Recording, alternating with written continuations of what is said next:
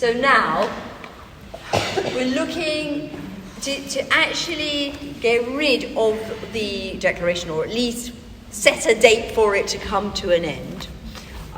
We will need to go through Synod to do that.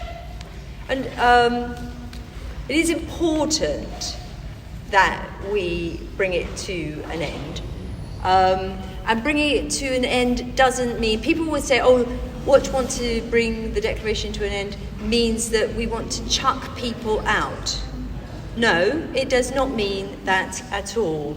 You aren't forced to leave. If these arrangements disappear, all it means is that you don't get the right to choose a bishop with matching theology on women's ministry, for example. No one's actually going to be forced to leave the Church of England. So how are we going to get this back to Synod, where we're essentially asking the question, do we want these arrangements to last in perpetuity, or do we want to set some kind of ending for them? And things get on the agenda of General Synod in two ways. Well, it has to go through the business committee, but they will receive items for the agenda either as a result of a private member's motion, which requires at least 100 Synod members to support it, ideally a few more, ideally more like 150, to actually bump it up the queue. And or it comes up through dioceses. A diocese pass a motion referring it up to General Synod for debate. So those are the two routes, and probably it makes sense to look at both simultaneously and see what we can do. So in terms of moving forward on private members' motions, it's important we need to know within your diocese who's on General Synod.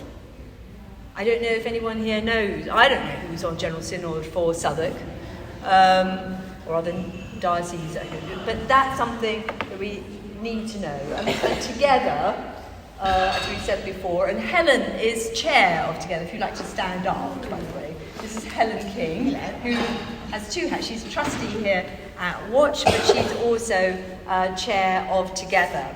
And they have done a lot of work and can tell us who is on General Synod in different dioceses. You should be able to get that information from your diocesan website.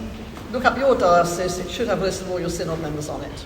And that's all you need to do. But the thing with Together for the Church of England, which is this charity which is replacing the General Synod's Gender and Sexuality group, but also merging in other groups and having relationships with groups like Watch.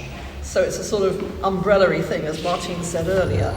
The thing about Together is that we've also now got contacts in almost every one of the dioceses. I think we've got 2 dioceses left to get.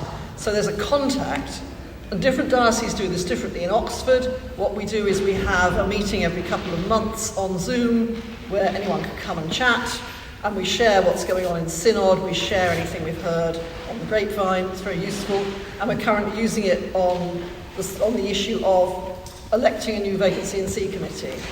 Because if you look at the age of the Bishop of Oxford, it's quite clear he will be going in the next few years, and you need, obviously, to get people on there who can elect people to the Crown Nominations Commission that will decide on the next bishop. So we're trying to use it in that way. But it's different in every diocese. Some are having speakers in, some are doing Zooms. But if you look on the Together for the Church of England website, you will find your diocesan contact. And just get in touch and say, hello, I'm inclusive, my real issue here is women. Please nicely, can I come to whatever you're offering? And they'd be delighted to have you. Because we accept on Together that all these issues of discrimination, race, disability, gender, sexuality, these are all one issue, which is about inclusion. That's what we're about. Thank you, Helen. So, know who's on General Synod in your diocese. get to know them, find out where they are on this. We'll come to the motion in a minute, show them the motion, show them the accompanying paper. Is this something you would support? If this came up as a private member's motion, would you be able to support this? Feedback, where you're getting on with that. And similarly, with the diocesan synod members, know who they are. Are bishops likely to support it? Because if the bishops are seriously against it, that's going to make life a lot tougher. But are your bishops likely to be supportive? Archdeacons, other senior clergy, deans of women's ministry, or the diocesan synod reps, find out who they are. Get together, start conversations, network.